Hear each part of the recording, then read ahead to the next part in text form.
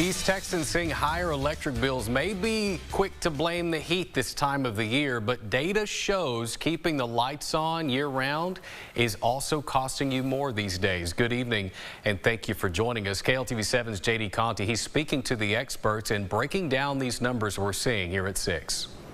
We're seeing people come in with electric bills that are $600, $700, $800, and they're really struggling to be able to pay that. East Texans are feeling it. A little bit higher than normal, probably around $300, $350. At Path and Tyler, the heat means more people coming in for help with their electric bill.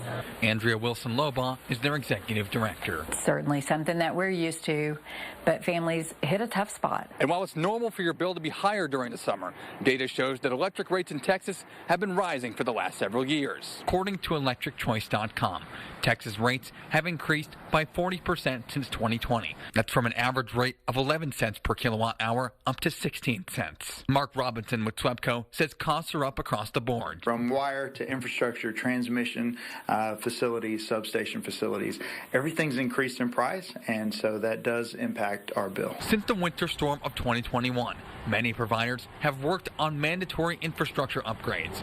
Some of those costs have been passed back to consumers. SWEPCO received a $200 million state grant to do some of that work. It comes as the state's population booms. According to the U.S. Census, Texas has gained around 2.6 million people since 2020.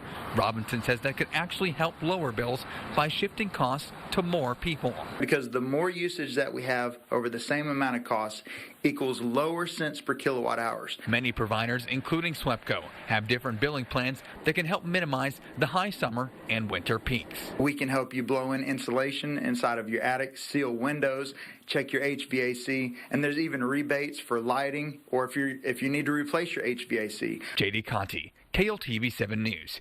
Meanwhile, bills are rising as the state works to manage data centers and their impacts that we would see on our electric grid. Last week, Governor Abbott ordered a pause on all new data center connections until a state audit is